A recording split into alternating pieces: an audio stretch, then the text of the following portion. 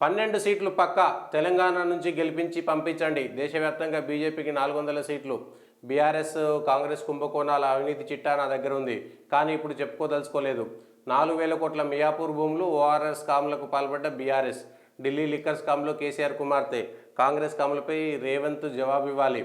నిన్న ఒకే రోజు హైదరాబాద్లో ఇటు తెలంగాణలో మూడైనాయి. అటు కేసీఆర్ ఏమో కరీంనగర్లో ఉన్నాడు, పరేడ్ గ్రౌండ్స్లో ముఖ్యమంత్రి రేవంత్ రెడ్డి, ఇక్కడ ఎల్బీ స్టేడియంలో ఇంకో చోట అమిత్ షా. తెలంగాణకు సంబంధించినటువంటి ఎన్నికల వాతావరణం వేడికింది. దీనికి సంబంధించి 12 సీట్లు పక్కా.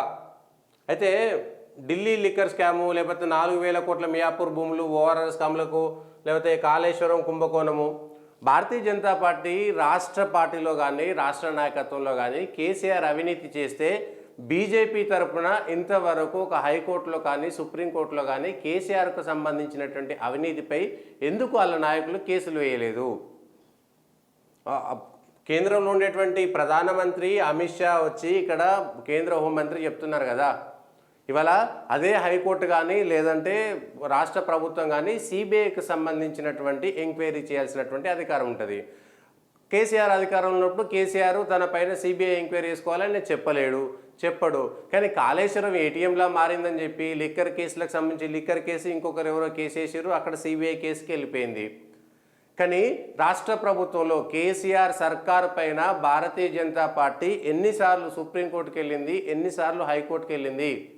ఓఆర్ఆర్ స్కామ్లో కానీ, మియాపూర్ భూముల్లో కానీ, లేదంటే మిగిలినటువంటి కాళేశ్వరంలో జరిగినటువంటి అవినీతి కానీ, వివిధ శాఖల్లో జరిగినటువంటి అవినీతి కానీ, మిషన్ భగీరథలో కానీ, మిషన్ కాకతీయలో కానీ అవినీతి జరిగిందని చెప్పినటువంటి భారతీయ జనతా పార్టీ ఎందుకు సుప్రీంకోర్టుకు కానీ హైకోర్టుకు కానీ వెళ్ళి సిబిఐ దర్యాప్తుకు ఆదేశించాలని కోర్టులను విన్నవించలేదు?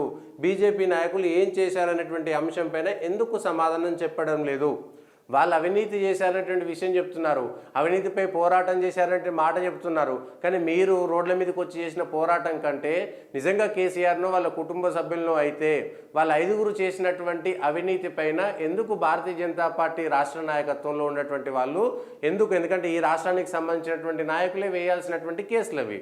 తెలుగుదేశం ఇక్కడ ఉన్నటువంటి తెలంగాణలో టీఆర్ఎస్ పార్టీ పైన పోరాటం చేస్తున్నామని చెప్పేటువంటి నాయకులు నిజంగా కేసీఆర్ పైన అరెస్ట్ చేయాల్సినటువంటి అవసరం ఉందనుకుంటే, ఎందుకంటే వాళ్ళ ప్రభుత్వం సిబిఐ విచారణ కోసం వాళ్ళు చెప్పుకోలేరు. అయితే కోర్టు అన్న డైరెక్షన్ ఇవ్వాలి, లేకపోతే వీలైనా ఇవ్వాలి. నిజంగా జరిగినటువంటి అవినీతుల పైన ఏ శాఖలో ఎంత అవినీతి జరిగింది, ఇంటర్మీడియట్ బోర్డులో మీకు ఎవరో వాళ్ళకు సంబంధించినటువంటి వ్యక్తికి ఇచ్చిరు గ్లోబరీన్ అనే సంస్థ పైన అనేటువంటిది ఎందుకు సిబిఐకి ఎంక్వైరీ చేయించాలని చెప్పేసి హైకోర్టులో వేయలేదు? ఎందుకు కాళేశ్వరం అవినీతితో పాటు కాంట్రాక్టర్ల కేటాయింపు విషయంలో ఎందుకు హైకోర్టుకు పోలేదు? మియాపూర్ భూముల విషయంలో కానీ వేలంపాట విషయంలో కానీ భారతీయ జనతా పార్టీ నాయకులు ఎంతమంది కోర్టుకు వెళ్ళారు, ఎందుకు పోతే ఎంతమంది పోయారు, వస్తే ఏం జరిగింది, వెళ్ళకపోతే ఎందుకు వెళ్ళలేదు అనేటువంటి అంశం పైన భారతీయ జనతా పార్టీ ఎందుకు చేయలేదు?